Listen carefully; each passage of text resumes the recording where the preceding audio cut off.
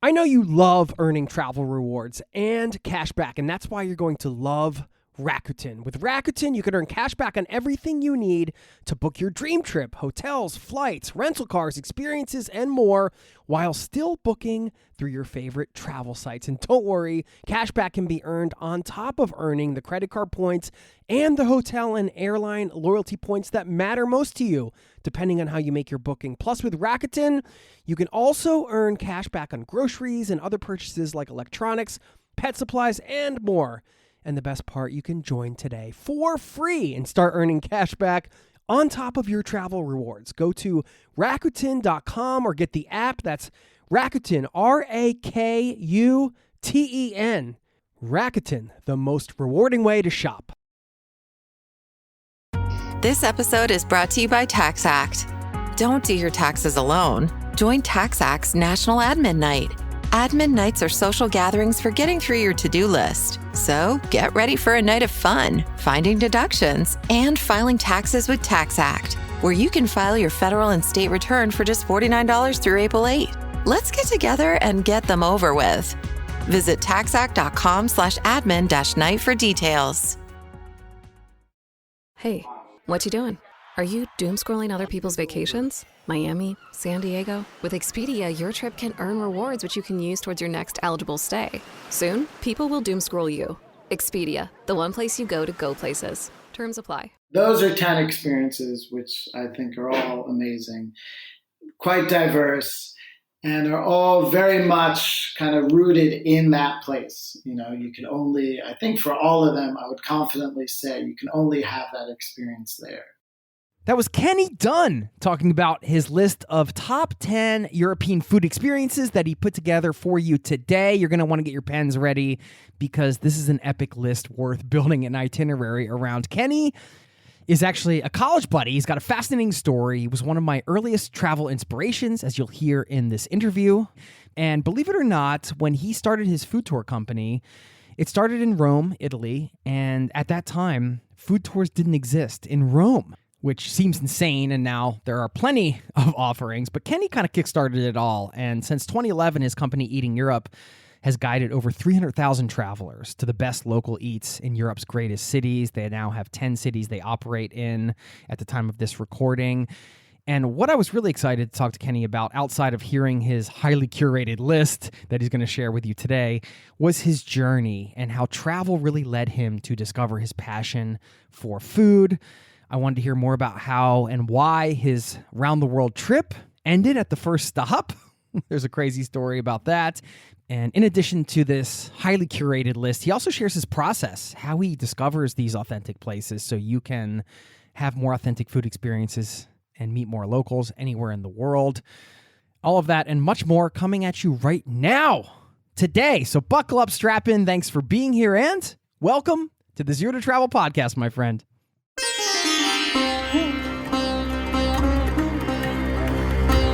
You're listening to the Zero to Travel podcast, where we explore exciting travel-based work, lifestyle, and business opportunities, helping you to achieve your wildest travel dreams.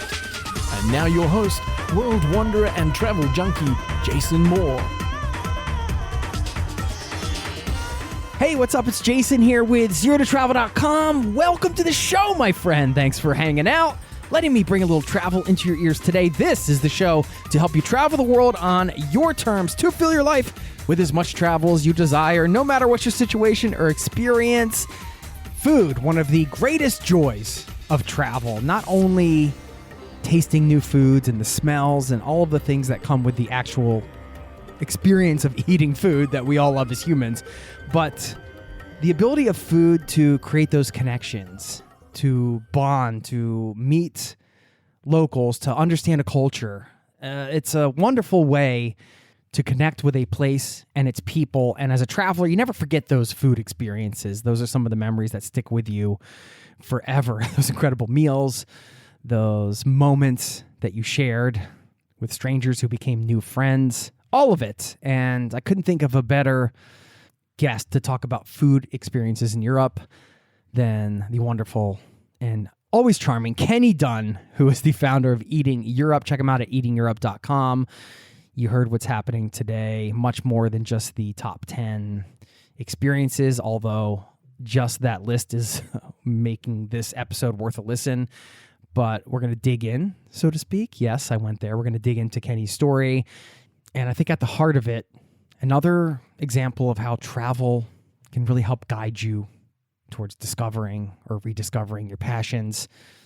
And if you carry on with that, even building a life and a career around that, which is a small part of this bigger conversation, but nonetheless a theme that I think is important to point out as we go into this. Please enjoy my chat with Kenny Dunn, and stick around on the back end if you'd like to hear one of my favorite food experiences that I've had on the ground. I'll share that with you, as well as a quote to send you on your way.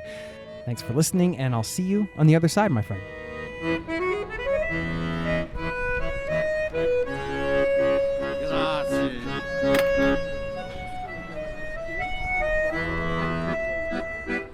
I got to formally welcome you here, Kenny Dunn. I've been waiting to say this for a while. Welcome to the Zero to Travel podcast, my friend. Thank you. We tried this about 6 years ago, and we crashed and burned. There was some major audio issues, so lots happened since then. We've got so much more content. 6 years of new content, and nobody heard the old one. Anyways. You know how to spin a yarn, I would say. Yeah, so I imagine there's going to be some... You've spun a few yarns. I mean... I've made some sweaters out of stories. I mean, is it fair to say you own the world's biggest food tour company? I'd like to say that was fair to say, but I think we're not the biggest. But one of the biggest, so that's fair to say, but not in pole position. Eating Europe. Yep, Eating Europe. We know each other. I was going to try to get on a ski trip you guys recently been on, but I didn't make it. But we both studied at Penn State. What did you study at Penn State? I studied business. I was in the Smeal College of Business and studied kind of marketing and finance. Okay. I mean, that kind of, I guess that ties in with what you're doing now, Yeah. You're running a business. Yeah. But like, which town did you grow up in? Okay, so not too far from you. I'm also a Philadelphia suburb guy. The actual town is Ambler, Pennsylvania, which is about, half hour, 40 minutes from Philadelphia, from the city. Did you guys travel growing up? Because I don't know anything about your childhood or how you grew up. Yeah. I mean, we went to Florida. So that was a big trip. Sometimes went up to Vermont to go skiing. And that was really it. I mean, in terms of I think one trip to Mexico in high school, with the family. So really, traveling was U.S. and mostly kind of East Coast. There may have been a trip to Colorado at some point. There was one of those. So I'd never been to Europe until college. Hadn't really been abroad other than Mexico. Until after college. Unbeknownst to you, you were actually an inspiration for me as a traveler, because back then, I mean, not to date ourselves too much here. We're getting to the old man talk here, way back in my day. But seriously, how you sort of got inspired by travel back then was through conversations, through stories. I'm not sure if you studied abroad. I did. In school. Okay, where did you go? Were you in Spain? Yeah, so I was in Spain. So that was kind of my first big, wow, there's a whole world out here. And that was real eye-opening. I think for a lot of people, going to Europe, doing the backpacking thing is a pretty cool trip that, opens your eyes to a lot of things. So that happened for me junior year, kind of 2021. I was age 20, 21. What made you decide to do that? I mean, you hadn't had a lot of experience abroad, like you mentioned before. At that point in your life, do you remember, was that something that just came out of nowhere? It's just oh, this is just a thing. What was your mindset then? Like you were saying, it was all about just kind of stories. So someone older than me had, was on that program, I think the year before or 2 years before. And with me and, I went with a few other friends, some of whom from Penn State. And I think we just heard these older guys' stories. And it's like, I'm doing that, So, I studied in Sevilla. That was the same trip that these two other guys had done. And I knew nothing about it. I had about 6 years of Spanish, or 8 years, through high school, middle school, and also college, and spoke like 7 words. So I was really going there like to put my non-Spanish to work. Just thought it sounded so cool. It wasn't really something I wanted to do when I got to Penn State as a freshman, but got inspired and decided to do it. So you mentioned that kind of being eye-opening. Was that the experience that kind of kickstarted your life of travel? Would you say, if you had to pinpoint it to one moment? Yeah, that was the first one. That was kind of feeling independent, hopping on trains and doing all the things you do when you're traveling in Europe, with a backpack and all that, staying in hostels. So yeah, in many ways, it did. It kind of gave me, I guess, the confidence and opened my eyes to, in Europe, in 1 month, you can, visit, 8 different countries with different languages. Back then, it was before the euro. So again, the date ourselves, so exchanging money, that's kind of all part of it too. So yeah, I think so. But then later, I have 2 cousins who were traveling all over the place, to India, to New Zealand, to South America. And I was living in New York. So this is like maybe 4 years after that study abroad. And they would stay with me in between trips and tell me the stories. And so if you're saying I influenced you through my stories, yeah, these 2 cousins of mine, brother and sister, were doing that for me. And I would, they'd pop in on the road looking all shaggy with the craziest tales from riding motorcycles in India and all kinds of stuff. And that was like, wow, I want to be like them. So I think the seed was first planted in Spain, and then the travels afterward through Western Europe. And then it was really kind of cultivated after hearing my cousins come back from some of their travels.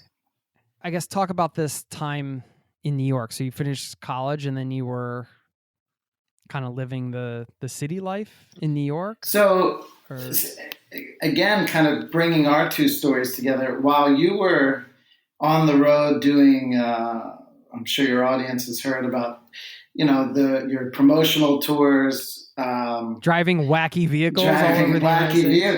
I was driving less wacky vehicles, still a little wacky, some trucks. I started right after Penn State with 2 of my closest friends. We started a business going around the college campuses, doing all kinds of kind of promotions for phone card companies, credit card companies. Then we were selling posters. So I spent 2 years kind of on the road, just like you. And I remember you and I kind of talking about this way back when, staying in hotels and kind of doing that life, which, I think a lot of people in your audience, that's something, that was all in the US, but it was still traveling, going to probably like 40 states, most of them, all of which of maybe 4 I had never been to in my life.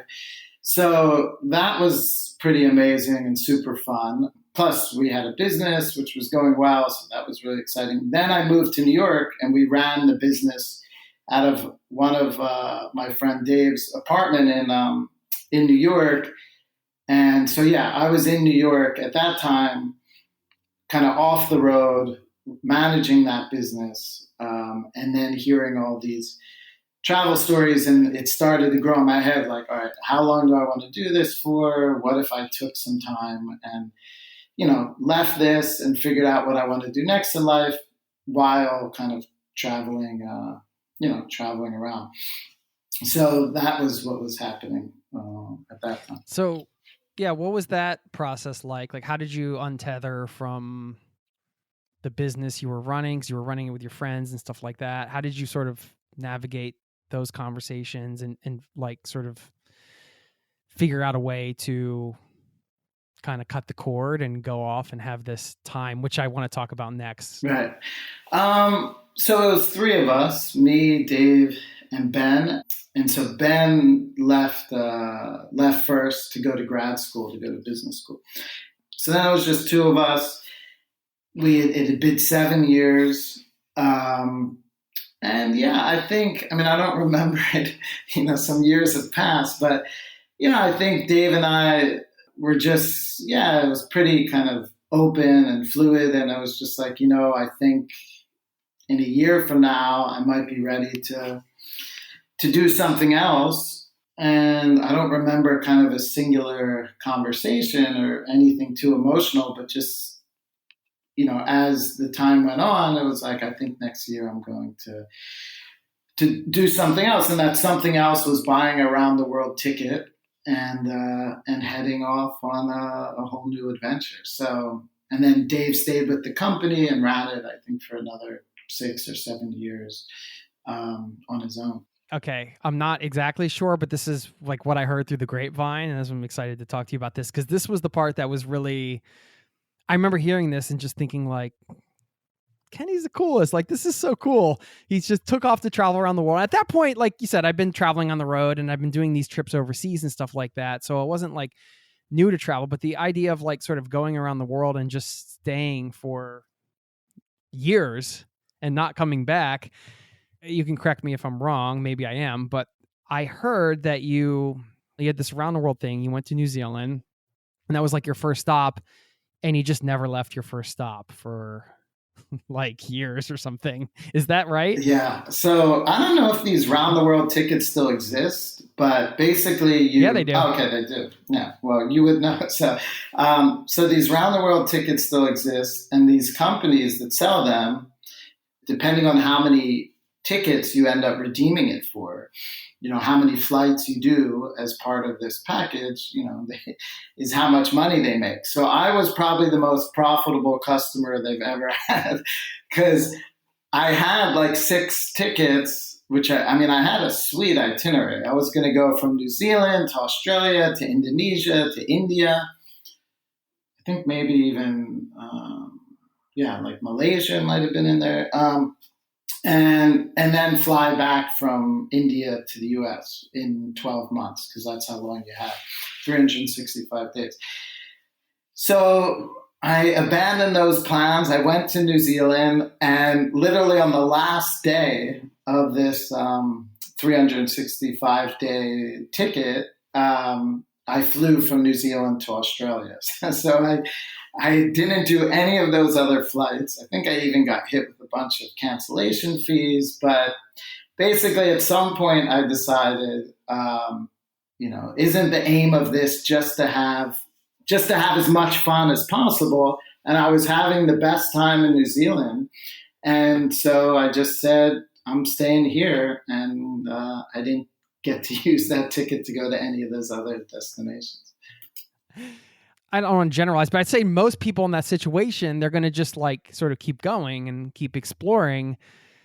It's a different kind of decision to just be like, you know what? Like, I'm actually content here. This is cool. I don't need to keep going. And that's, you book a trip like that and you're thinking you're going to explore the world, but you just stopped at the first place because you were having a great time. I just thought that was so cool. And also because you were gone for so long, it just really inspired me, because I had met people, you meet the random Australians in the hostels or whatever, and they're like, oh, you're like, I'm traveling for 3 months, and you think it's like, and they're like, we're traveling for 5 years, and you're just like, my piddly 3 months is nothing. You shouldn't compare yourself to anybody, but I would be inspired by them. But then there were just like, travelers I'd meet, but you were somebody I knew, and you had gone off, and you were, and I didn't, there weren't a lot of people like us that were traveling in this way. A lot of people were like sort of building traditional careers and stuff like that. Like, I'm not like poo-pooing that. There's nothing against that. It's just that I felt a connection with you, and I was inspired by it because I felt like we had a similar mindset of just getting out and exploring. And seeing somebody I know like do it and just like kind of take off and never come back for however long. I was just like, well, this is cool.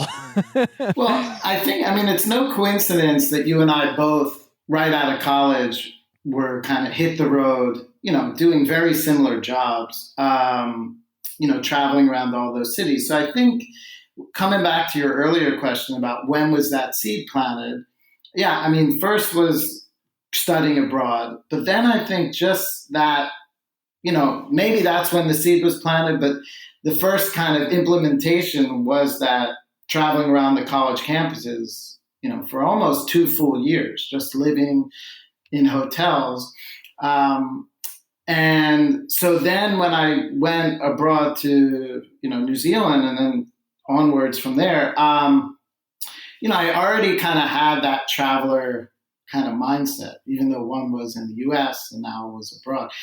I mean, the other thing I'll say is, I think for me, it started, I was, like most people, I went to New Zealand, was staying in different youth hostels, and I was doing all that. And then I settled in, and we could talk about woofing. I was doing some woofing, and I got connected with this whole community of kind of students and other people from all over the world. And basically why I decided to stay in New Zealand was because I had this amazing community of, friends and people that, I was starting to really kind of form tight relationships with, and I didn't want to leave that. So I didn't travel around New Zealand for a year. I traveled for maybe 3-4 months and then spent like 6 or 8 months, kind of in one place and really settled in. So that's the other thing, I think is worth kind of mentioning and clarifying, because, those are two very different things. Yeah. You're going to love this segue. Speaking of planting seeds, Kenny. Yeah. Now, you want to talk about woofing? Because this has to be tied in with what you're doing right now. Yeah, that absolutely. And also, I think, I know you've covered it on the program. I had never heard of it. So I was in a hostel in New Zealand, and some people had their little woofing book. I don't know if there's still actually a printed book these days, but and they were telling me about it, and I had met some other guys at the hostel, and we decided to check it out. And so basically, for those who haven't tuned into your earlier episodes covering woofing, it's willing workers on organic farms. And it's a way to kind of learn about growing food, stay with, different people, cool people in unique settings. They also feed you. So it's a great way to kind of travel around, also to really get off the beaten path, So my first one was a real nightmare experience. We ended up like leaving after 2 days. It was this really weird guy in New Zealand, but then we weren't deterred, and it was all kind of all positive experiences from that. And so I ended up doing that in New Zealand and Australia, where I went to, like I said, after right before my around the world ticket expired. And I wouldn't say I mastered anything, but I did some mud brick building. I, learned how to, kind of create organic gardens, and stayed on all kinds of like hippie communes. I mean, some spiritual kind of meditation centers where they were also having woofers. This one place in Australia, basically half the people are naked all the time, surfing, farming. Anything you typically do with your clothes on, they would do without clothes. That was quite a fun experience. So I was just at that time, like wanting to experience and do anything and everything. That's what that trip was about, or that kind of chapter. Woofing was a great way to do that. So you meet local people and you stay in their homes. or in different kind of places, community centers, whatever. And then a lot of times you get friendly with them and they're like, hey, why don't you come out with us tonight? And so one of the best parts when you're traveling is if you have a local friend who can take you around. And so wolfing, not always, but in many cases, kind of did that, And then later, kind of couch surfing kind of filled it later in life. I did a lot of couch surfing. That was a similar thing. We'll get back to the interview in just a moment. I know you love earning travel rewards and cash back, and that's why you're going to love Rakuten. With Rakuten, you can earn cash back on everything you need to book your dream trip, hotels, flights, rental cars, experiences, and more, while still booking through your favorite travel sites. And don't worry, cash back can be earned on top of earning the credit card points and the hotel and airline loyalty points that matter most to you, depending on how you make your booking. Plus, with Rakuten, you can also earn cash back on groceries and other purchases like electronics, pet supplies, and more. And the best part, you can join today for free and start earning cash back on top of your travel rewards. Go to Rakuten.com or get the app. That's Rakuten, Rakuten. Rakuten, the most rewarding way to shop.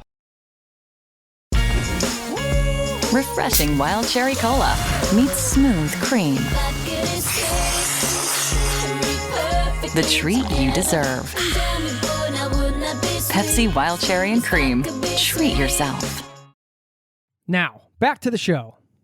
Correct me if I'm wrong, but growing up in suburban Philadelphia and then going to Penn State, you weren't in your backyard growing organic food or staying on hippie communes. I mean, Penn State has a lot of that. It just wasn't my scene. But yeah, so no, I wasn't.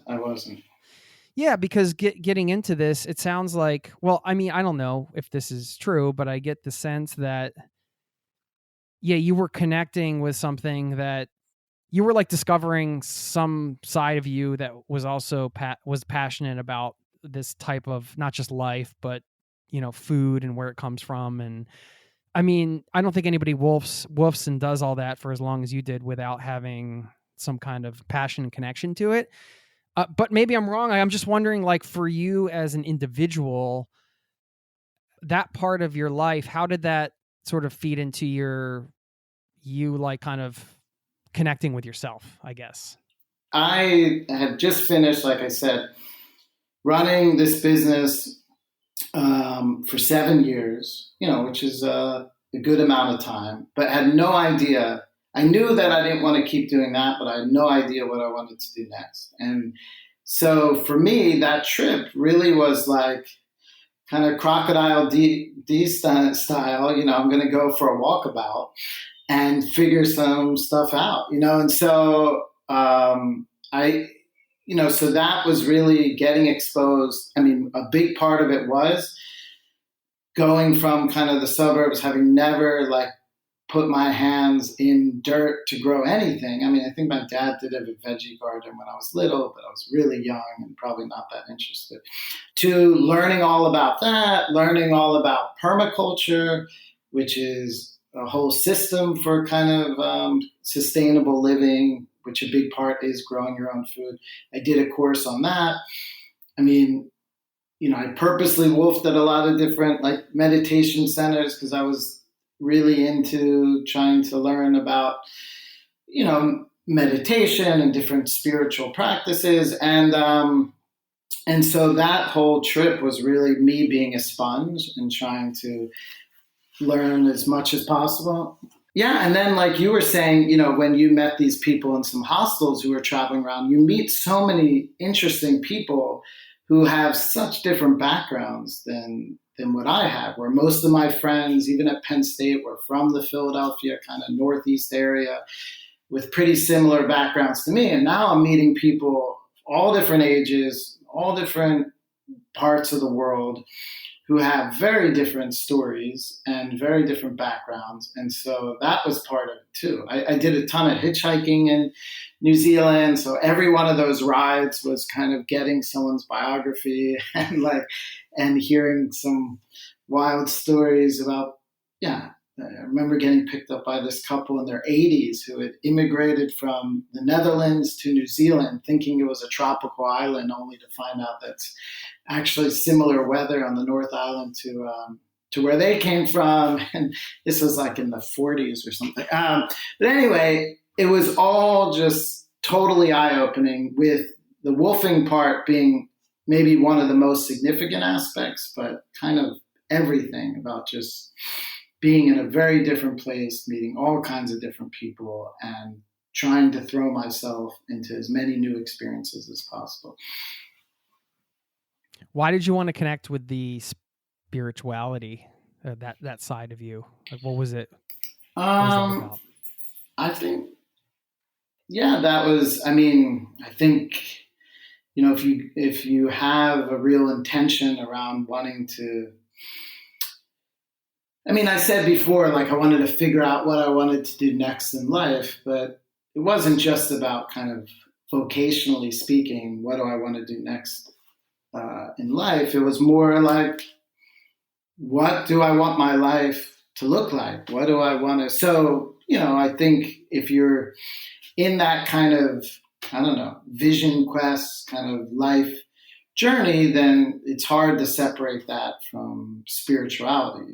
For some people, maybe that's more religious, and others, for me, it was really just trying to, I guess also like figure out who I was, who I wanted to be, and kind of, and part of that was trying to expose myself to as many new things as possible, and spirituality was one part of that. How long were you gone? You haven't been back, really. You've been gone for decades now. Because you went from like credit card, running the business, New York, like, that's a completely different lifestyle to like living in hippie communes on the farms and stuff, and going through this process. It was I grew a huge beard. I had a crazy long hair, a man bun at some point. I was showing my son some pictures from then. He was shocked. I was climbing like a coconut tree with like a man bun, a huge beard, and a knife in my mouth trying to cut a coconut. And it was like, what? You had your Tom Hanks Castaway phase? I pretty much did. It was a tennis ball, not a volleyball, but everything else was the exact same. And his name was Frank, the tennis ball. So what did I come away with? I think, well, first, that the world is so much bigger than what I had experienced so far, up until that point. And that sounds kind of cliche, but it really, like, when people travel, but like really travel, like the people who obviously are interested in, your listeners and the guests you have on your show, it really, opens you up to understand there's so many different kind of ways to approach life. There's different systems. The U.S., we're very insulated in the United States. And, a lot of people, what is just that way of living, talking about the political system to kind of everything from how just, people generally, and the U.S. is a very big country, live their lives. And then you go to other places like in Europe, whether it's Norway or where I'm living now for the last 13 years, Italy, and it's not completely, but it's quite different. And same thing in kind of New Zealand, where I spent that year, which is, a small island where everyone, at least back then, that was a long time ago, 20 years ago, actually, left especially on the South Island, their houses open and their cars open. And there's just, everyone was like 3 degrees removed from each other. So that was very different. I was living in a small town where after a couple months, everyone knew my name, or it seemed like it. And not that you can't have that in the U.S. There's small towns and towns where people probably don't lock their house. But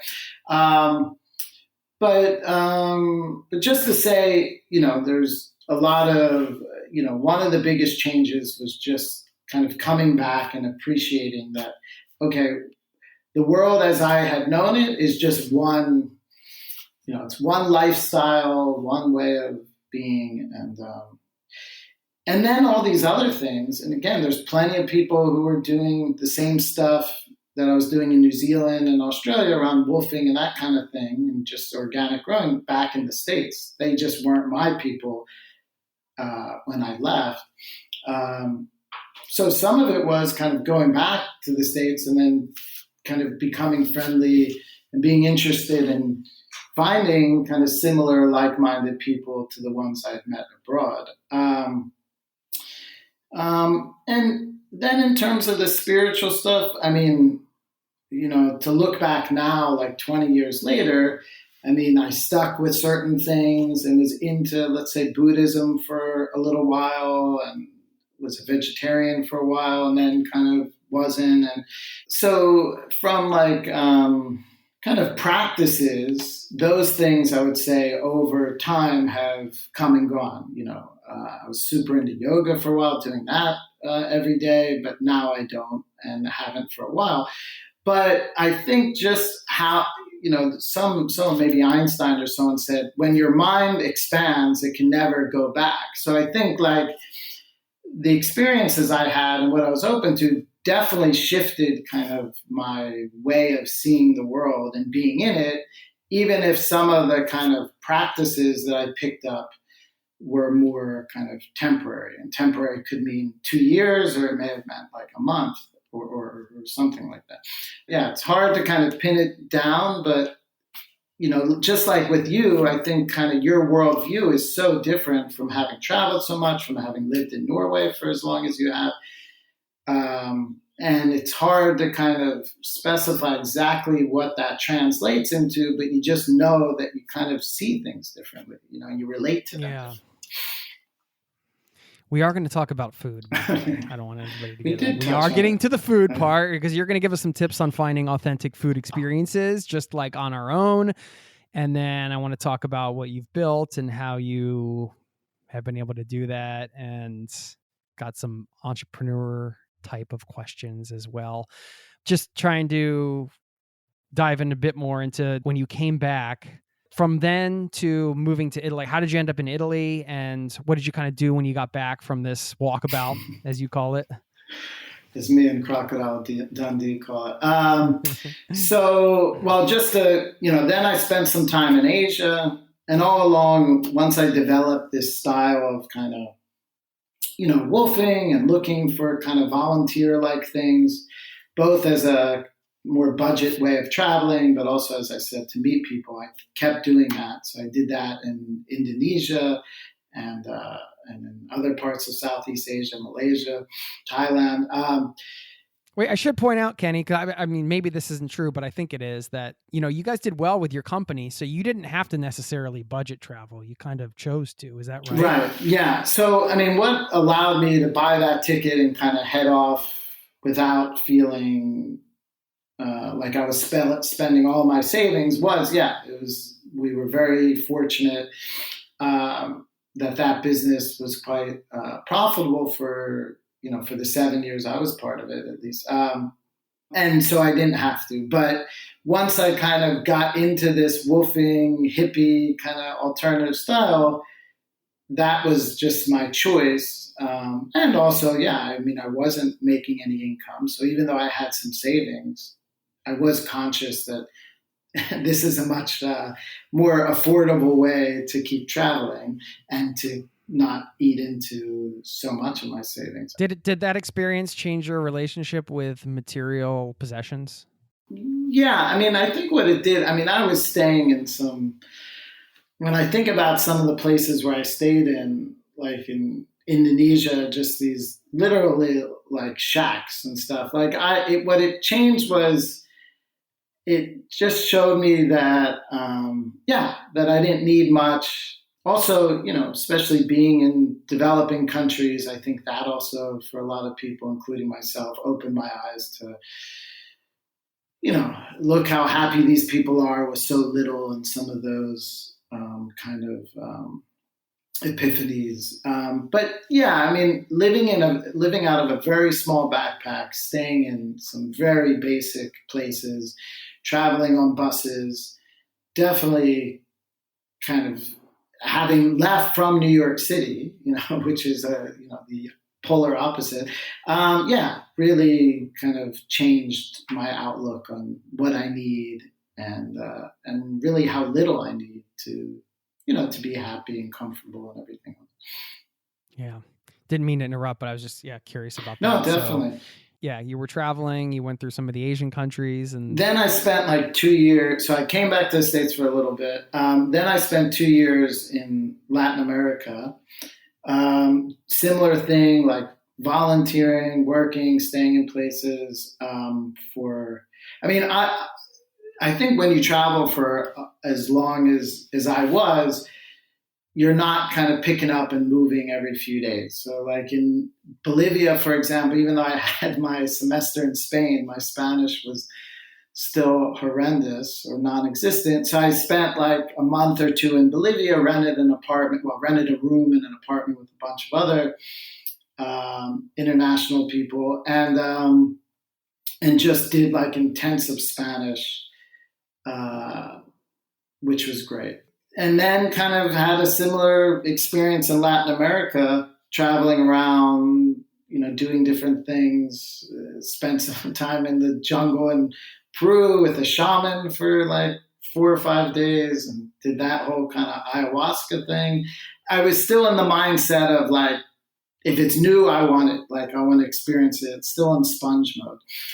Eventually ended up in Colombia, where I got connected with this urban agriculture project, having had now several years doing kind of organic farming. That's what I was really interested in.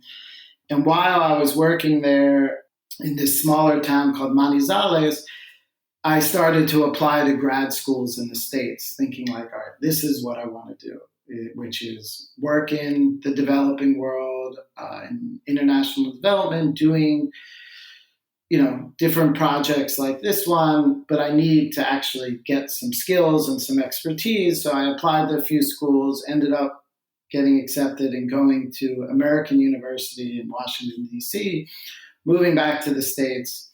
So that was kind of how this long walkabout ended with me in grad school. And that's where I met my ex-wife, and she was in the same program. And then she got a job for the UN, the Food and Agriculture Organization, right out of school, which is based in Rome. A lot of people just think of Rome for its, food and sites and, beaches and everything else. Not Rome, Italy, sorry. But actually in Rome, there's 3 UN agencies, the biggest of which is the Food and Agriculture Organization. So she got a job there. And so we moved here in 2009 after doing a short stint of a few months in India, where I was finishing my program. And then I got a job for a different UN agency, applying my diploma in international development. That's called the World Food Organization. And then after about a year of doing that, I realized the big UN agency isn't for me, and then dusted off my entrepreneur hat, which I hadn't worn in a long time. And then that kind of was the start of this new chapter, which was starting a business doing food tours here in Italy. All right, that's crazy. Post-college, I guess you could say that you've spent 1 year working for somebody, and the rest of the time you were either in school, traveling, or working for yourself. Is that correct? Yeah. Wasn't really for me. I can't, and it's not that I can't take orders or something like that. I think it's the whole. Well, you did that on farms for years, yeah, exactly. Right? It was more just going into the office and kind of being in that kind of setting. I realized I'm just not cut out for it. So, yeah. Did you realize that pretty quickly, or? Yeah, I mean, very quickly. I mean, the best part of that experience was lunches at the cafeteria. Not that the food was that good, but I had a great bunch of friends. I mean, the food for by cafeteria standards, in Rome, it was actually probably pretty good. They have chicken Cosmos there? Sorry, no chicken food Cosmos. reference. Unfortunately, I requested it. They just looked at me like, "What the hell are you talking about?" Yeah, it's just I realized pretty quickly like this is not my scene. I don't think I'm going to do very well here. So, you don't make a good employee. Is that what you're saying? Yeah, I mean, you're unemployable. I'd like to think I could, but at least then I wasn't. I feel so much more comfortable, not just working for myself, even if I was working for someone else, but in a similar kind of very small business environment. I could have done well. Like at the time, I remember thinking, if there were like small NGOs or nonprofits, as we call them in the States, in Rome, then I think maybe my life could have had a very different trajectory, or this part of my life. But there aren't. So it was really like the UN, or that's it. And the UN, as you'd imagine, is a big bureaucratic organization, and that's just not what I was cut out for. So yeah, that wasn't really a viable option. Wow. So talk about the idea. From what I understand, this sounds shocking. People won't believe this, but at the time when you started this company, it was Eating Italy, and you were doing food tours in Rome.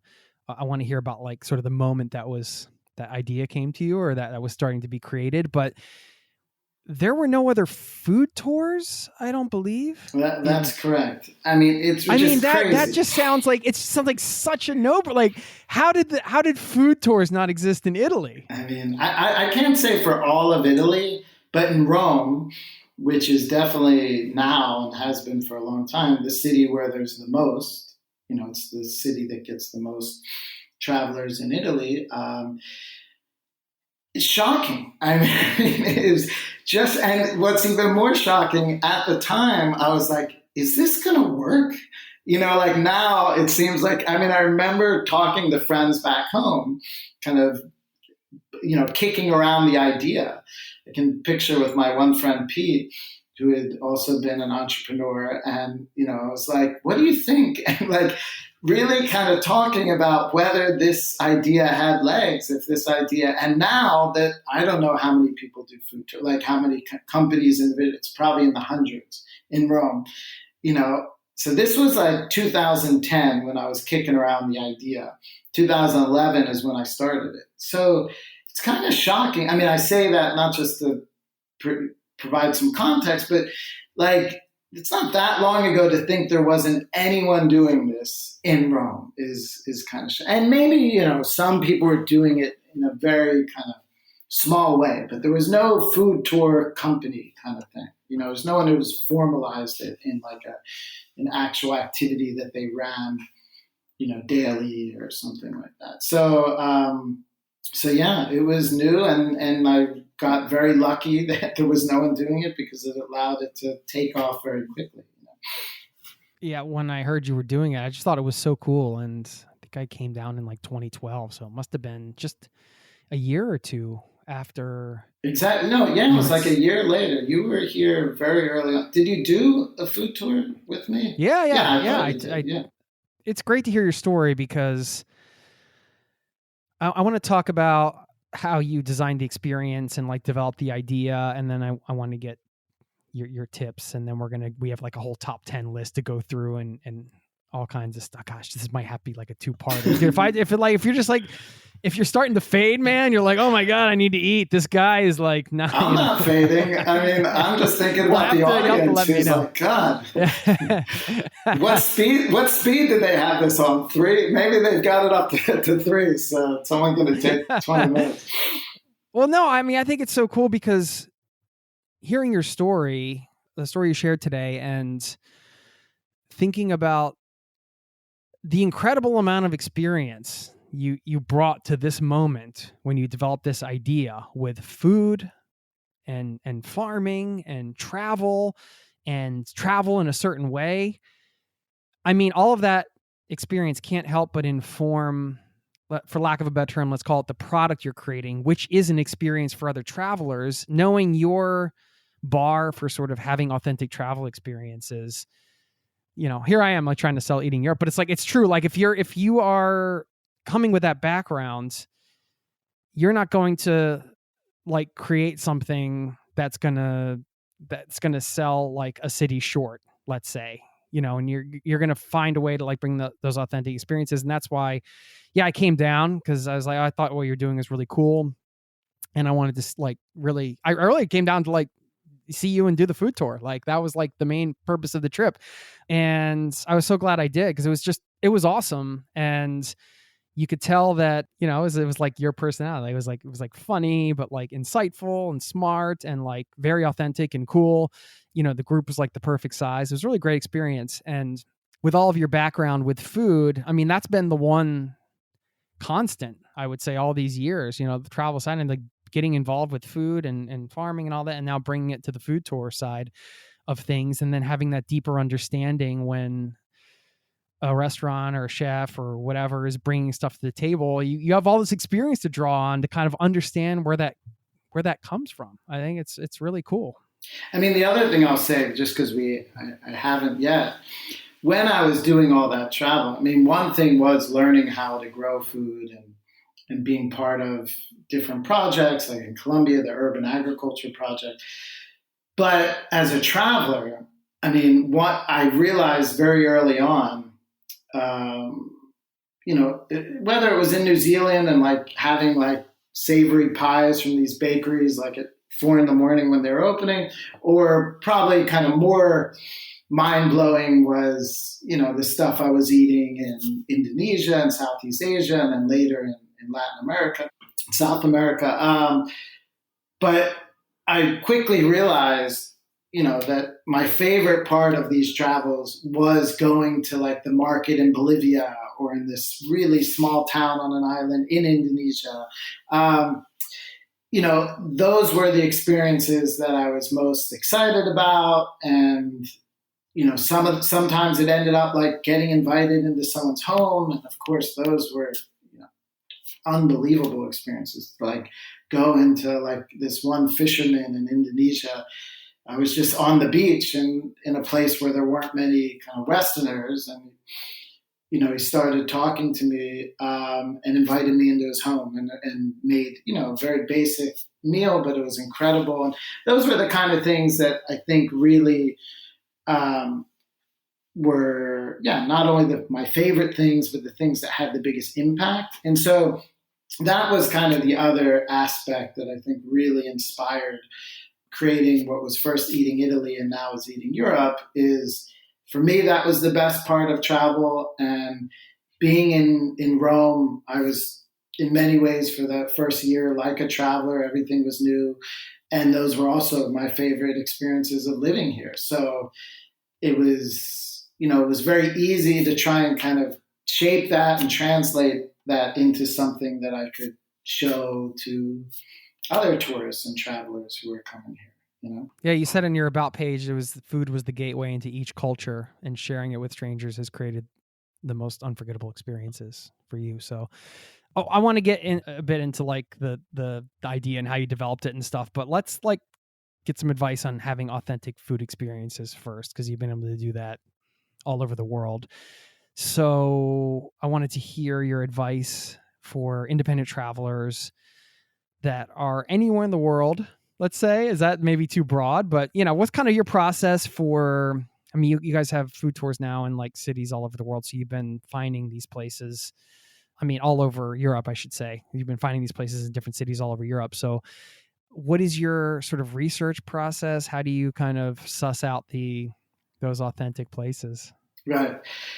Yeah. I mean, when I'm traveling just on my own for fun, nothing to do with like scoping out a new city or something, I kind of have one process. And then when we're doing it to, launch a new city, create a new tour in that city, it's kind of a different one. So starting with the first, I mean, when I'm traveling on my own, I mean, one thing that I mentioned a moment ago, I love markets. And I think markets are such a great, I mean, they're exciting and there's so many things to look at, whether it's kind of the produce and stuff. But if it's a market that has kind of street stalls and kind of street food, that's amazing too, and to see what people are eating. And it's a great kind of glimpse into kind of daily life, which to me is also something that we try and do on our food tours, and something that I think is one of the coolest parts of traveling is getting at seeing how people live, so food allows you to do that in a way where going to a museum or visiting a monument obviously doesn't. So for me, I like to, if I have friends in a place or something, that's obviously the first place to go. But if you don't, which oftentimes you don't, I like to look online.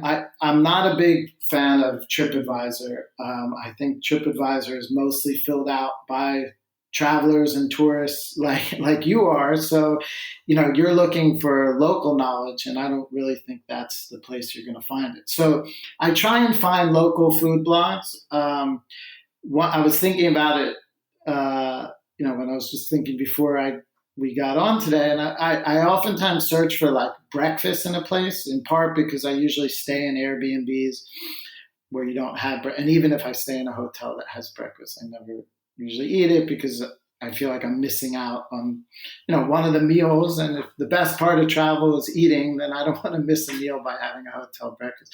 So I'll look for like best breakfast in that city and look for not kind of the list. I mean, TripAdvisor, of course, comes up first every time. But, someone's food blog. And every city has several local food bloggers.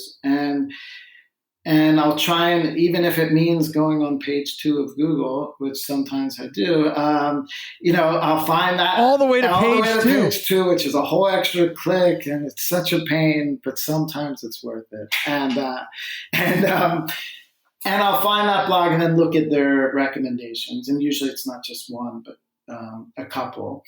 And so that's one thing I do. I mean, there are some good websites like Eater. Usually has, they have 38 essential places. And what I like about them and what I like doing when I travel is it's not all about just going to restaurants, it's about going to restaurants and food shops and markets, like I mentioned. I mean, so usually they as well do a good job of providing a kind of a more comprehensive roundup of different types of places. So those are two things. I always stay in kind of neighborhoods rather than the center. Before Airbnb, I used to do this with couch surfing. And now I do that with Airbnb, and that's a big part of Airbnb's kind of value proposition, which is to get you out of the center. And I think that's great. So when I do that, I like to just look for kind of a local cafe, oftentimes to start my day, with breakfast or coffee, and talk to the person there, or, it's usually some kind of cool barista behind the counter.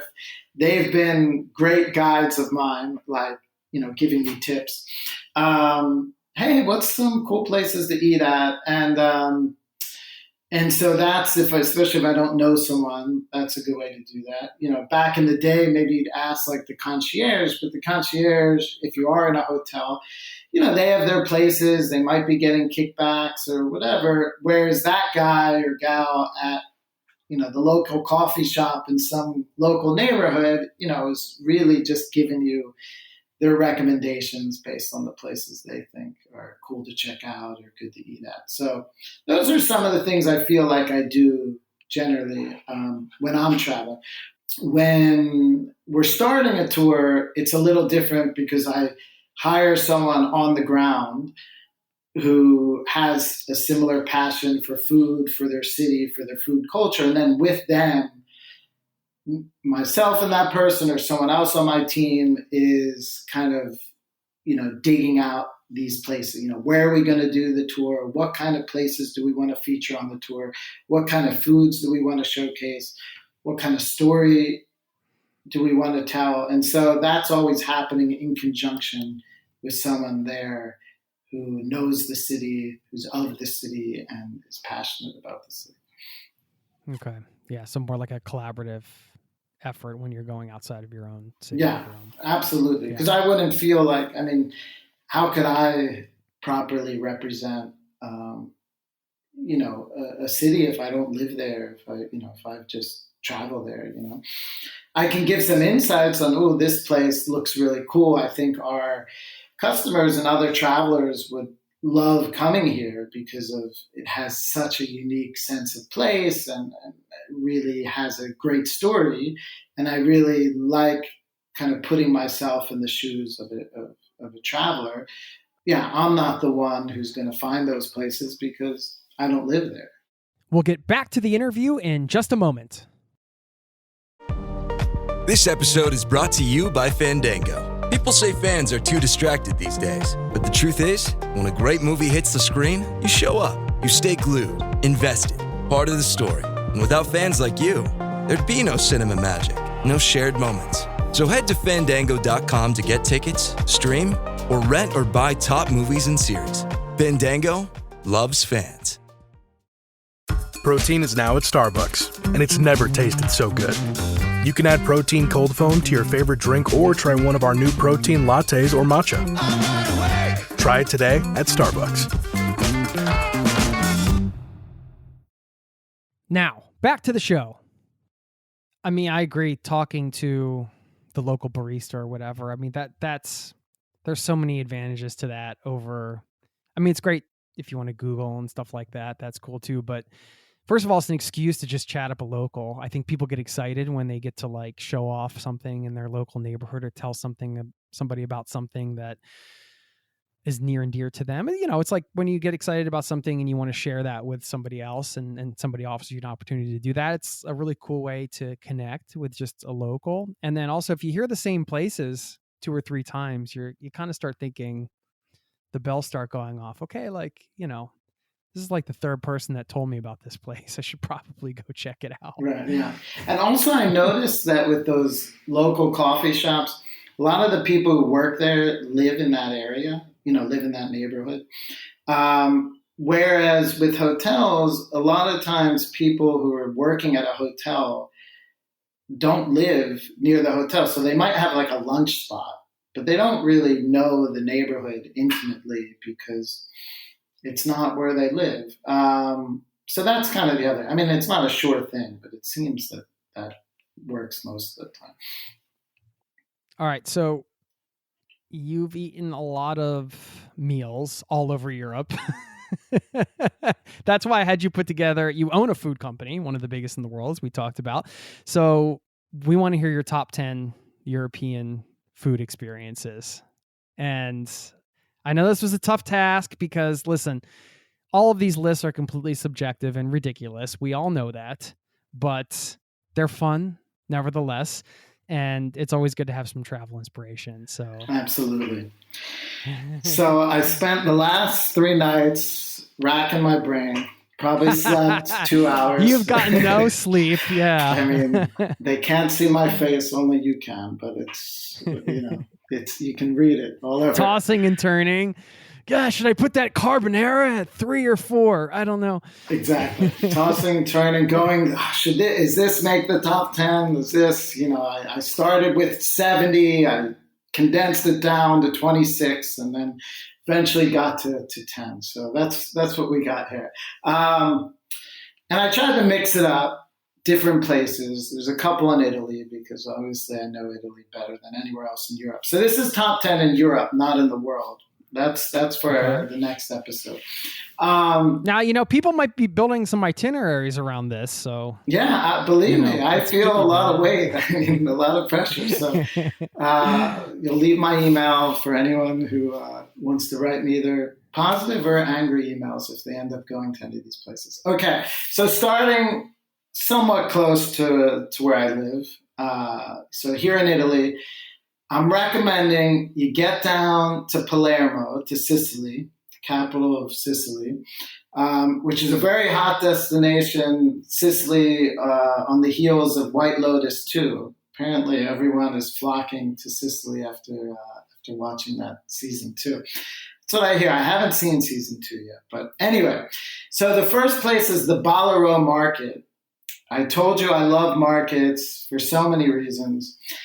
This market is a street market. So it's not like in a big square like a lot in Italy and other places, but this is kind of winds through different streets, and it's one stall after another. You're going to see like the biggest octopuses. Is it octopuses or octopussy? I don't know, but octopi. It might be octopi. We're going to look that up after.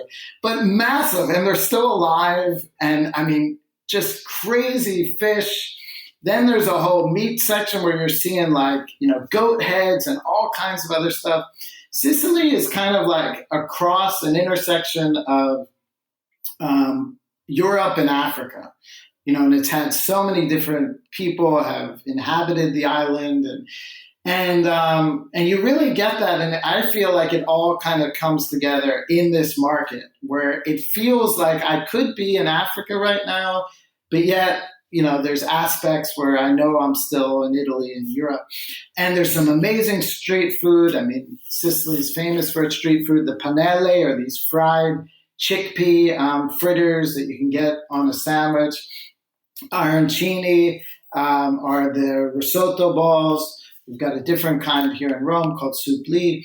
Those are the bigger kind in Sicily. So you're kind of wandering through this market, like shocked and amazed by what you're seeing being sold. And then you can also enjoy some amazing street food. And it's really impressive. So that's this list, by the way, is not in order. So these are 10 experiences in Europe that I think are incredible, not ranked. Okay. So, yeah. I mean, we're such animals. Like I'm literally, my stomach's starting to tighten and I'm starting to drool. I'm not exaggerating. It's just like, gosh, like, what is it? What's going on here? All right. I'm going to try to get through this list without just like running down the kitchen and grabbing a bunch of food. Seriously. Without running down and grabbing some octopus out of your fridge. Okay. Number 2 is staying in Italy for the first 2, is Naples, which is another one of my favorite food destinations. And I think if most of your listeners are in the States, so much of kind of American Italian food comes from Napoli, from Naples, because that was one of the biggest waves of immigrants came from there. Now, we have a tour, so I'm going to recommend this tour. I'm only plugging 2 of our tours, and I'm doing it because I really think these offer some pretty amazing experiences. So this night out. It's called A Night Out in Naples, and it's in this neighborhood called Sanità, which is similar to what I was describing. This is off the beaten path. Most tourists do not go into Sanità. Not that it's dangerous, but it's just not a very touristic spot. And so it's going through this neighborhood.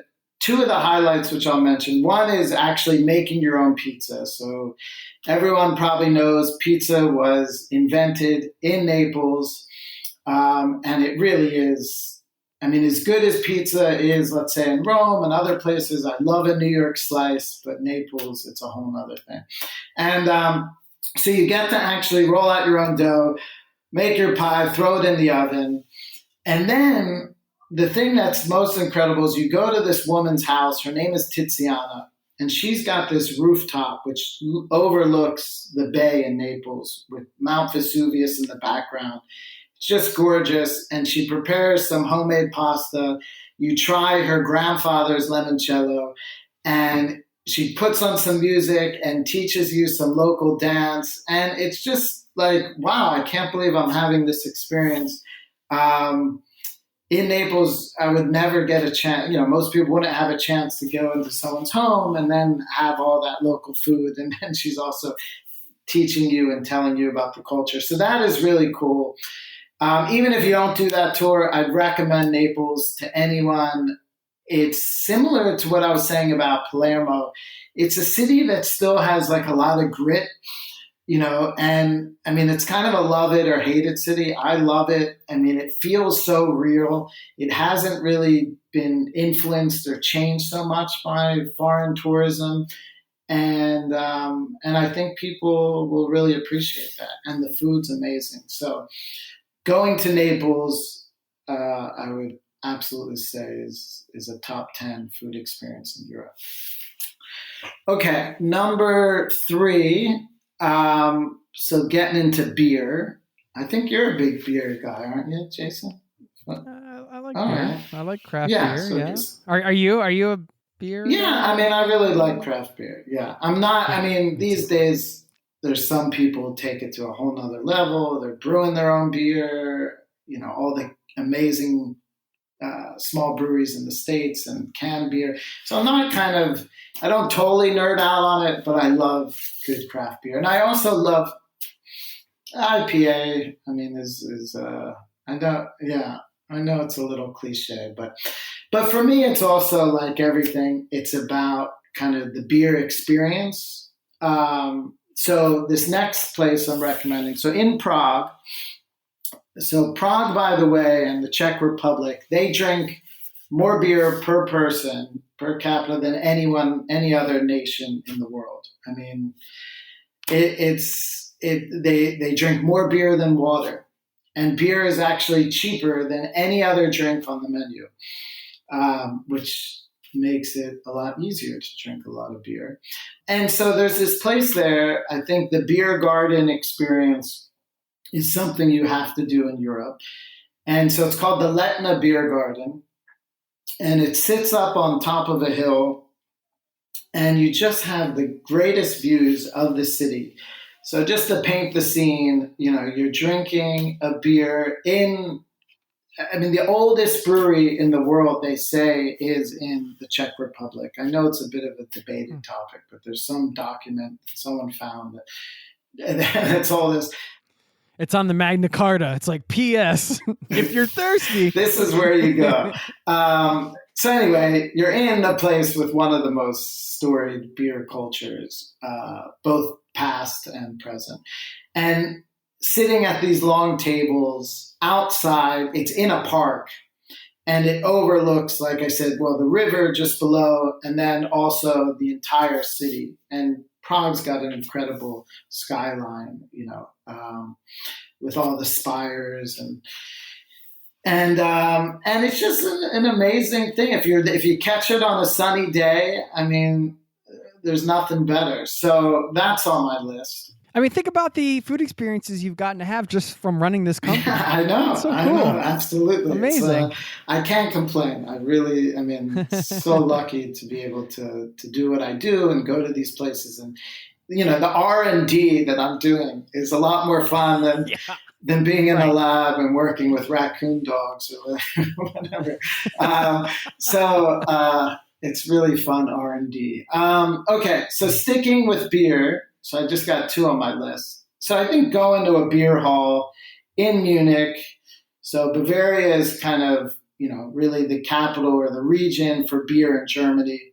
And this was one of my very first food experiences. So going back to what we talked about a few hours ago, or however long we've been having a conversation, when I was in Europe, my very first spot before going down to Spain to start the program with our mutual friend Dan, was going to Munich, and we went to a beer hall. I think it was the Hofbrauhaus, which is now, I think they even have one in New York. And so, but it doesn't have to be the Hofbrauhaus. But going there, having the, you know, giant glasses of beer, singing songs, getting wasted, you know, having your bratwurst or pretzels and all that good stuff. I just think that, I mean, for me, because that was really one of the first food experiences I had, it's near and dear to my heart. But I think it still really holds up. And I think that's something cool that for someone to do if they're coming to Europe. Absolutely. I remember being there on the quintessential backpacking trip and having the big beers and being next to a big German guy who had, is it snus? Is that the thing you sniff? Oh, right. I don't know. Yeah, I know what you're talking about. It's like a tobacco that you sniff. Yeah. I haven't thought of snoof in probably 20 years, but yeah, I think you're right. No, it was so random. Yeah. So, and he was drinking all these beers and we were doing exactly what you just described. And he put it across his whole arm and just like snorted a bunch of tobacco off of his arm. As he do. And then he made me do it. Of course. And, you know, in that situation, you're kind of like, well, you know, I'm at the Hofbrauhaus. Yeah, do you guys say one in Rome? I mean, is every that day? Yeah, we say it all the time. That's how we justify every plate of pasta we eat. When in Rome, have another carbonara. Right.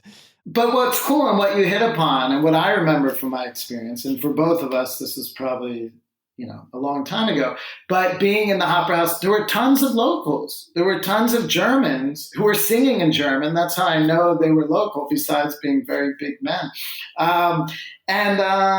And so that's what made it really cool. It wasn't this kind of Epcot Center, like, I'm out at Germany and going to a beer hall, but I'm here with these locals shoulder to shoulder, literally singing these songs. I have no idea what I'm singing, and maybe even sniffing some tobacco off my arm.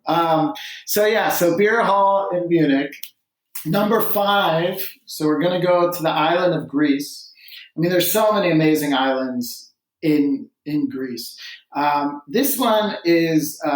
So you fly into Thessaloniki, which is the second biggest city, and a super cool city, which I'd also recommend just to check out. Some amazing food. It's very culturally vibrant. It's not super touristy like Athens. Not that I have anything against Athens, but this is kind of like a secondary city that feels and is kind of a lot more local than probably what you'd feel in Athens. And then I stayed, there's an area called Halkidiki, and I remember going to an area, and these words are hard, Ormos Panagas, I think is how you pronounce it, but I'm probably way off. And you sit there, and it's in a little marina. I mean, even marina makes it sound bigger, but like in a little kind of bay, and there's a bunch of restaurants right on the water, and you order, a whole fish. Of course, they bring out the tray of all the whole fish. You pick one out, like a Mediterranean sea bass. And then they, fillet it right in front of you. It's so peaceful. Order up some of the fried zucchini, breaded zucchini. That's amazing. And it was just, I think just going to Greece, having fresh fish, looking at the water. I mean, what could be better, Some nice Greek wine. So that makes my list. That was number 5. Okay, now we're heading north to Amsterdam, which is one of my favorite cities in Europe. Just think it's so beautiful, the canals. You hop on a bike, you ride around, especially at night. At night, it's not as crowded. I mean, it's a small city, so during the day, it gets very crowded. But at night, also all the way it's illuminated, all the canals are lit up. Everyone, by the way, leaves their blinds open, so you can just kind of ride around and look in people's homes. I don't know if you've noticed that or if you've been there. They do that here too. They do. Okay, yeah. I think it's so cool. Do you guys want to get some? So fascinating, So anyway, we have a tour there.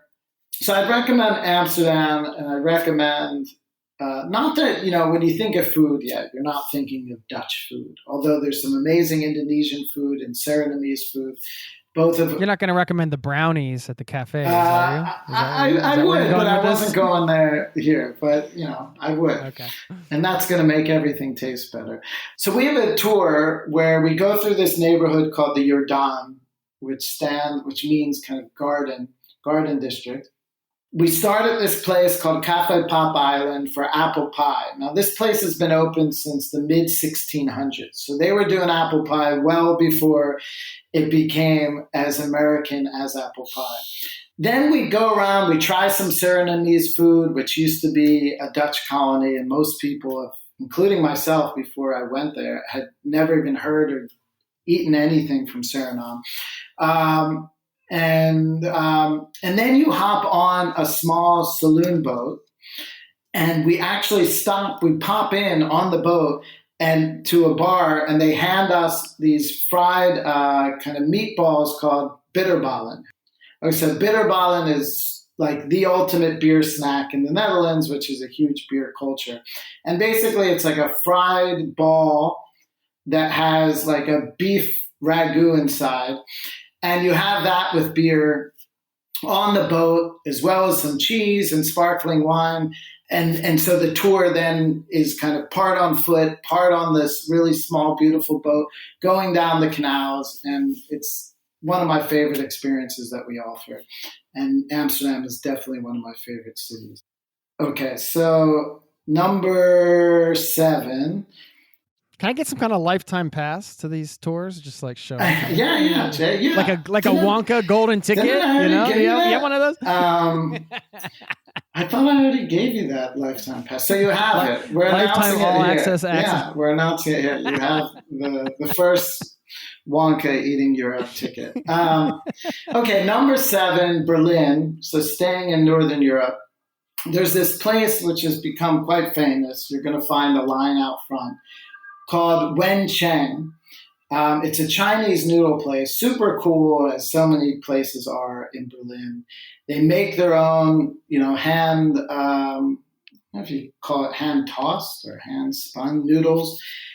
And it's packed, it's cool. The whole decor in there is super cool. This noodle kind of soup dish they give you, they have like 2 different ones. One is spicy, one less so. I actually recommend the more mild one. Is delicious, and the whole experience just feels so very Berlin. And Berlin, you might be wondering, why am I eating noodles or Chinese food in Berlin? Berlin is one of the most kind of internationally diverse food cities. It's such a cool melting pot, and so you're going to have some of your best kind of Chinese noodles in Berlin, as well as Vietnamese food, Turkish food, 2 big immigrant communities there. So that's a place that, like you said before, when a place is recommended several times by different people, a light goes off.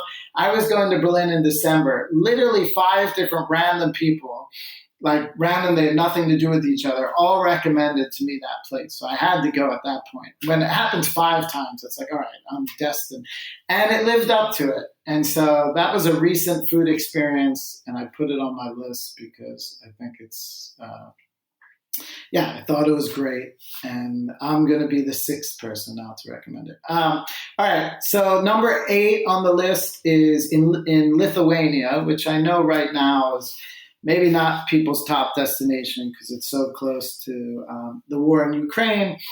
But I was there. I did a pretty long trip there a number of years back. And there's a place which is a UNESCO heritage site called the Curonian Spit. It's like a long peninsula. It's gorgeous. And there, and I think they also do this in Norway. I know they do, but smoked fish is what you have. You have all these like little huts where they have this fresh smoked fish.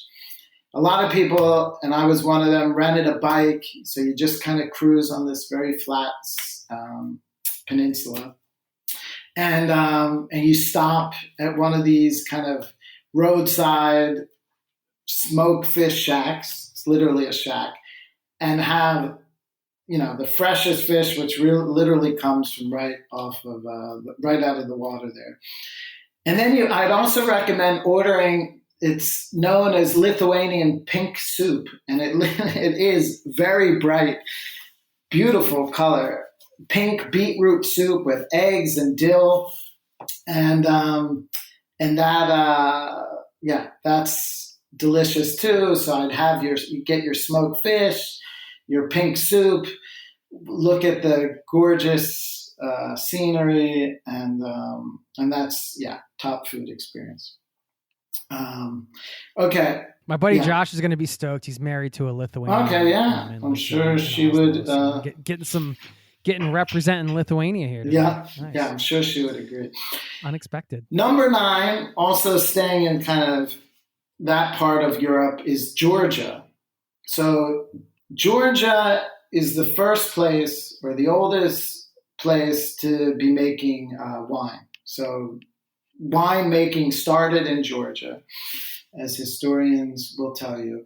And there they actually age the wine in clay pots that are buried underground. And a lot of the wine it's almost like a brown color, which kind of to the eye looks funny, but the good wine tastes amazing and quite different than what you're used to if you're used to drinking California wine or Italian, French. So just kind of seeing that, and getting the history, we're talking about thousands of years. I just found that fascinating. So there's tons of wineries. I don't have one to recommend, a singular one, but just go to several. Something to eat while you're there is called khachapuri, which is Georgian. They call it like cheesy bread, but it's really like Georgian pizza. Amazing. The Georgian salads are also really good. Even though I live in Italy, the best tomatoes I ever had in my life were in Georgia. Kind of surprising, yeah. And so, that's number 9. And then number 10 is something I'm going to do that I haven't done yet. It's on my list for this fall. In France, I'm going to rent a bike and travel through the Loire Valley, stopping at different vineyards, cheese farms, farmers markets. Is it the canal? I think there are. Yeah, I think there's. Yeah, I'm still kind of researching it. I'm kind of a last minute. This is very high on my bucket list. Yeah, me too. So I'm hoping I get to do. Are you bringing your son? I think so. Yeah, I mean it's still kind of in my head, and I want to do this. And this fall I have a little time, so I'm hoping I'll get a chance. But yeah, he's. Listen, I'm just going to throw it out there, Kenny. Throw it out there. Let's do it together. The train isn't that far, my kids can ride bikes, I don't know if this is good, My son, I still need to, he can a little, but he needs to improve a little bit if we're going to do that trip. So that's the only reason why I'm kind of on the fence if he could do it. But yeah, I would love to meet you there. That would be an incredible a top 10 European food experience that we can both do together for the first time. That would be amazing. What a list, man. So there you go. I mean, that list could easily be 50 and a lot of things could crack into the top 10, but those are 10 experiences, which I think are all amazing, quite diverse, and are all very much kind of rooted in that place. You can only, I think for all of them, I would confidently say you can only have that experience there. Yeah. Do you like to cook? I love to cook, yeah. Yeah. Okay. What's your favorite meal to cook? Today I just went to the local market, bought some calamari. I'm going to be cooking that, I think, on the grill. I don't know if I have a favorite. Living in Italy, I do cook a lot of pasta, but I tend to like to make other cuisines because it's, especially in Rome, it's the kind of international food isn't the best. So I make a lot of curry. With my son, we do tacos Tuesdays, so I'll do them. It's hard to find good tortillas, but I make a very good shepherd's pie. So those are some things, some of my go-tos. And I do a bunch, like a carbonara, cacio e pepe are 2 classic Roman dishes that I make. Nice. We have Taco Friday here in Norway for some reason. Friday nights. Yeah, it's a great way to kick off the weekend. And it makes a lot of sense, right? And it's the box taco. It's just the box taco with the packaged seasoning. It's not like any fancy taco. It's Taco Friday, and that means the box and the tortilla bag and just the basic thing, which I hadn't had in a long time, being in the States and having such good Mexican food everywhere. But I'm back on the box taco again. Good on you. I like, and just having any kind of food tradition, I think, like a weekly, that's ours. It's literally just Taco Tuesdays, but I love it. Every Tuesday we do it, and it's fun. And do you ever just whip up a box of macaroni and cheese? You're like, you know what? I'm tired of all this, exotic, nuanced food. I'm just ready for a good old processed. I did bring some back. My son, as like a lot of things when we're back in the States, gets introduced to new things. So he discovered mac and cheese, even though, pasta without question is his favorite food. And he's turned into kind of a lover of all food cuisine, different cuisines. So been very impressed and having fun introduce him to curry and Korean food and all. But anyway, pasta is king. Grew up in Rome. This is where he's born and lived. So, but he still loved mac and cheese. So one of the recent times coming back, we brought back a few boxes and we did make some. It's one of my all-time faves, man. I got to be honest with you. I know we're running a little long. I have a couple more questions. Your top 20? No, I'm just kidding. Got that right here in my back pocket. Well, I wanted to talk a little bit about, like, just get a little business advice from you. You've obviously been running several successful businesses over the years. Tell me about Big Mitch. What did you learn from Big Mitch? Talk about Big Mitch, who he is. Do all of our listeners, all your listeners, know who Big Mitch is? So Big Mitch, so I don't think we talk about influences. I wouldn't be doing what I'm doing. I wouldn't be an entrepreneur if it wasn't for Big Mitch. So who is he? So Big Mitch is a guy in Philadelphia who happens to be very big, hence the name. He's tall. He's probably like 6'4". And he had, kind of still does, a pretzel business. So Philadelphia is famous for cheesesteaks and soft pretzels. And so where he would go to parades, concerts, sports games outside Philadelphia. Yeah, I mean, in Philadelphia, outside the stadium or arena. And sell soft pretzels, so jumbo soft pretzels and ice cold soda. So when I was 16, that was my first job, working for Big Mitch, riding around in the van, going to parades all over the state, and sometimes working outside Phillies games or Pink Floyd concerts at the Spectrum. And I would sell soft pretzels, and that was, and learned about kind of being an entrepreneur like he is. And it really gave me the bug. So, and the two of my friends who I did it with were Dave and Ben, and then we went on to start the event marketing company. So he had a big influence on my life. And but it was my first food business. It wasn't my business, but my first introduction to it. That kind of got me going, then led to the other business, and then led to Eating Europe. You get older and sometimes your memories about certain things you don't remember. I still immediately remembered Big Mitch, associated Big Mitch with you for like this conversation.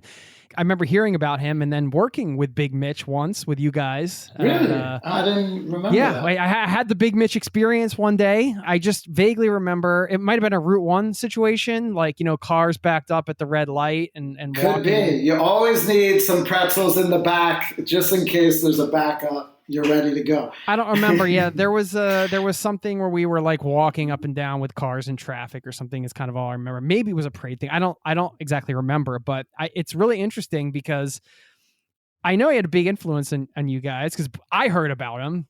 That's kind of beautiful, actually. If you think about you working with Big Mitch, him inspiring you to be an entrepreneur, you were selling food. Like it all is in a way, That's it's kind of come full circle. That's what I'm saying. Kind of. Yeah. It's kind of crazy. It is. I mean, all joking aside, it absolutely is. I mean, that was one of those early influences. And at the time, of course, you don't realize the impact. And it's only kind of after the fact when you're kind of connecting the dots. And that was definitely one of the first markers, first dots. And I know I wouldn't be an entrepreneur if I didn't have that experience. Absolutely. Well, I mean, what was like the biggest lesson you learned from Big Mitch working with him? Part of it, I think one of the big lessons was as an entrepreneur, you kind of have to have like whatever it takes, a whatever it takes attitude. And sometimes that meant, just showing up somewhere, without permission and just hustling. It's kind of like a combination of doing whatever it takes and kind of that hustle mentality. And he definitely embodied that. He'd send us, we were 16, I think even 15 when we started. 15 years old, like going into some situations. I remember crashing a Grateful Dead concert at RFK Stadium when I was 16. I mean, it partly scared out of my mind. But it was that kind of thing. Like, all right, like we're doing it, so. And many times when you start a business, you kind of just throw yourself into something without knowing really what you're doing, certainly not always having the experience. And it's a bit of kind of trust and courage. And so, yeah, Big Mitch always, always kind of represented that, especially at that age, I was so young and just, it made a real impression. So, I would say that was for sure. And then also he really created, it was a bunch of us in the van. You got a taste of this. So there was a real sense of kind of team. We were all in it together. And so with my business, with Eating Europe, one of the things I'm really proud of is this sense of team. Even though we're in, 10 different cities, everyone really feels connected. And I think, even though I probably never really thought about that until now, but I think Mitch really also kind of instilled that in me. So that had an impact as well. Shout out to Big Shout Mitch. out, Big Mitch.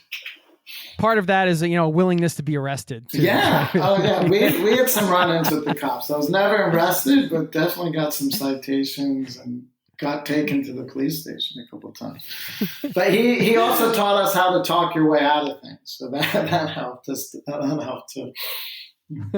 He did a formal training on that? No, it was more he modeled it. You saw him at work. Right. How do you foster that same feeling of connection with a distributed team? Yeah. I mean, it's funny, even before, so we've been remote way before COVID. This is, started in 2011, so 12th year. So that's always been kind of the default way of working.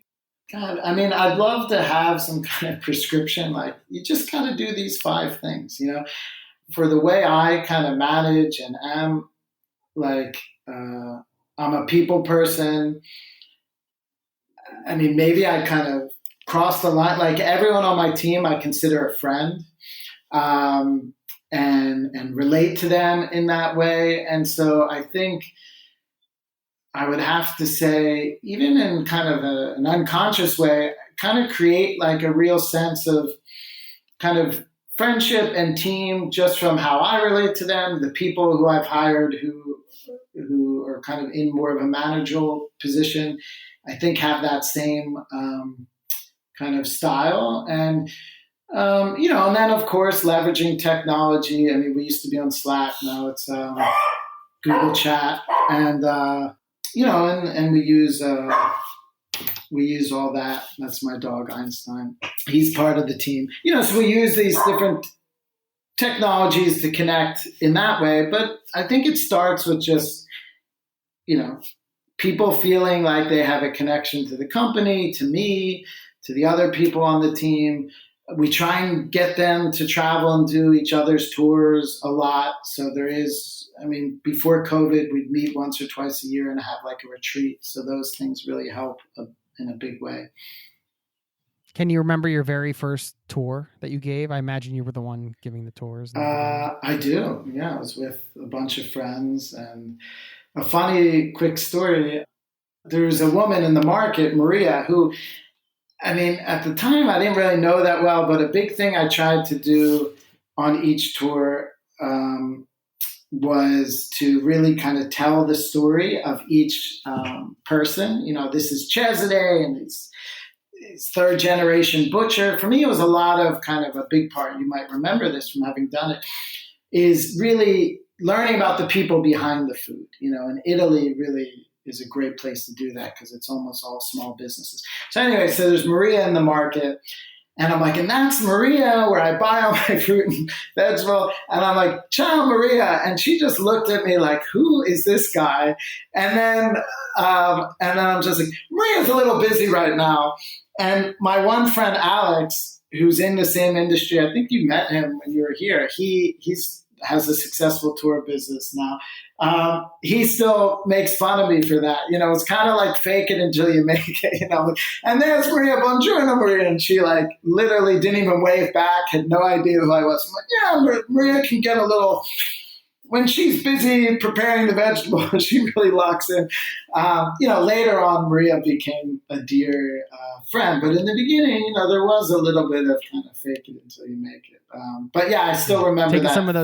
Some of those big Mitch skills and applying them. Exactly. I probably learned that from Mitch.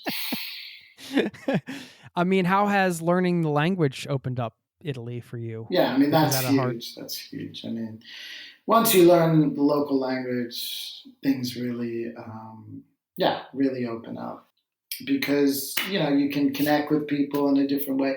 I mean, of course, you can travel to a lot of places and just speak English and have incredible experiences. And locals, I think, if they speak a little English, like to, use it and want to, want you to kind of have a genuine experience.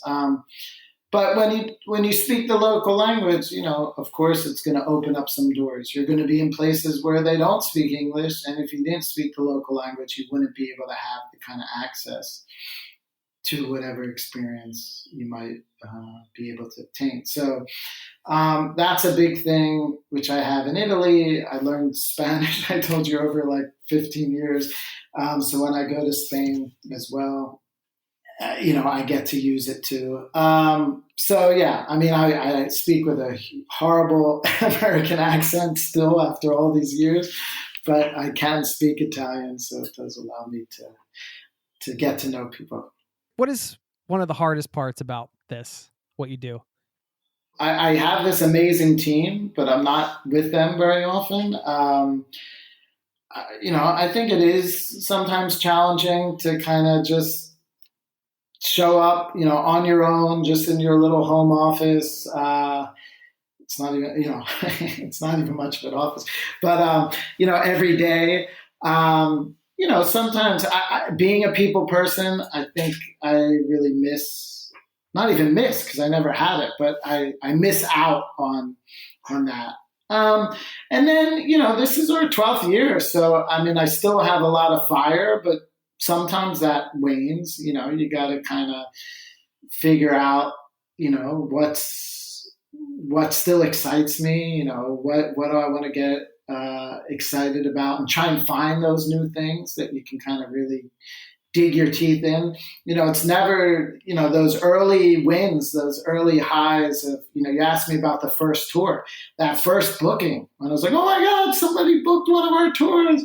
And then to do the tour and then read the review on TripAdvisor. I mean, it's hard to recreate those kind of feelings that you get in the early days. So yeah, it's kind of how do you continue to stay inspired and everything.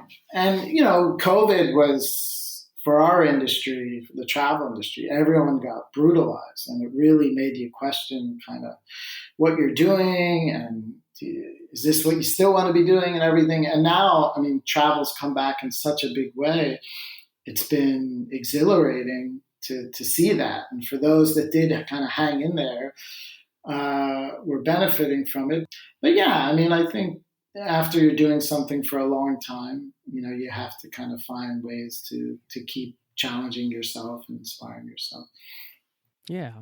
I imagine in the beginning it was more front lines, and maybe over time it's gradually moved to more behind the computer type of time. Maybe. Yeah. I mean, now last year during COVID, for the first time in like 8 years, I was doing tours again because we were so short-staffed. And then even with the short staff, someone would get COVID and we'd have a full group booked. So in many ways, it was amazing because I love doing the tours, but I just stopped doing it because I was too busy. And then you just stop doing something like, I don't know if I can do that again. And it was just thrown in there and I loved it, So, but yeah, generally speaking, aside from those 5 or 6 times last year, behind the desk, emails, phone calls, Zoom calls, that's where I live, not outside doing the tours. Right. Well, I mean, dude, congratulations on everything. I think it's so cool that you've built this company and giving travelers these authentic experiences all over Europe. Yeah, I'm very lucky. Of course, we'll link to it. But is there anything else you want to share just about your tours, booking, anything here? I mean, the last thing I would just give a plug to food tours. So whether you do it with us or someone else, I mean, I really think it's an amazing way to get to experience a local culture, to get off the beaten path. to see in 3 or 4 hours a bunch of different places and experience a bunch of different restaurants, shops, market stalls, where normally in that same amount of time you might have kind of one meal in a restaurant. So I think food tours, whether you're doing it with us, and of course I'd love you to do it with us, I think we really try hard to do a great job, or someone else, I give food tours a try if you haven't, because I think once you do, you'll find out it's a great way to experience a new city. And that's it. Yeah. So I hope to see you in the Loup Valley. We're going to be hopping on some bikes, it sounds like, or come back to Rome. You're way overdue. Or we can meet up in one of our other cities and eat some good food together. That sounds wonderful, man. Yeah, thanks for making this happen today. I know you're busy and took a lot of your time today, but it was Thank you, Jason. What a great list, man. This list is just getting ripped right out of my notebook and going into my bucket list folder. So there you go. Well, I'm glad. This was so much fun. I really appreciate it. Thanks, the man. invitation. Have a great one. Thanks, Jason. Cheers.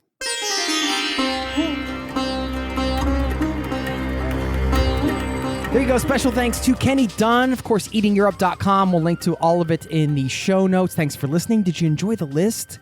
I loved going through that. I hope you enjoyed this episode. And if you have any feedback, guest recommendations, just want to say hi, you can always drop me an email or leave me a voicemail. Better yet, leave the link to my voicemail box in all of the show notes, and you can get in touch over there. Quickly, one of my favorite food experiences, leaving the theme of Europe, I'll tell you about a moment my wife and I had in Vietnam. We were on bikes. We were taking a break, drinking some water, super hot, and we looked over and there was a family eating a barbecue outside. We weren't sure if it was a restaurant or what it was. I've told the story on the podcast before, but hopefully you'll forgive me if you've heard it. Anyway, they started staring back at us, and we were just kind of staring at each other for what felt like minutes, but was probably 30 seconds or maybe 20. And all of a sudden they started waving their arms and inviting us over. Again, we still at this point didn't really understand. I think when we got there, we realized this isn't a restaurant. This is just some family eating their barbecue meal together. Anyway, they let us sit down, invited us to sit with them. No, they didn't speak English. We didn't speak Vietnamese, but we had a wonderful meal that we shared together. We tried all kinds of different things. They kept passing things over to us. We even tried to pay them at the end because we still weren't even sure what the etiquette was, or if maybe this was just a small restaurant that was closed and they were off. We didn't really know. Of course, they didn't take our money. It was just somebody's house. But what a great experience to have to share that meal with that family, and how nice of them to just invite two hungry, hot, sweaty, dirty travelers who had just been on I think it was a 20-plus hour bike ride, either the day before or even that morning. I can't remember, but what a wonderful memory. All right, I'll finish this up with a quote from Yogi Berra. This one's pretty hilarious, actually, and it involves pizza, since we talked about Italy quite a bit today. Kenny lives in Italy, and I thought this was funny. So Yogi Berra said, "You better cut the pizza in 4 pieces, because I'm not hungry enough to eat 6. Thanks for listening, and I'll see you next time. Peace and love to you and yours. Cheers. This podcast has been brought to you by ZeroToTravel.com. Ideas and advice to make your travel dreams a reality.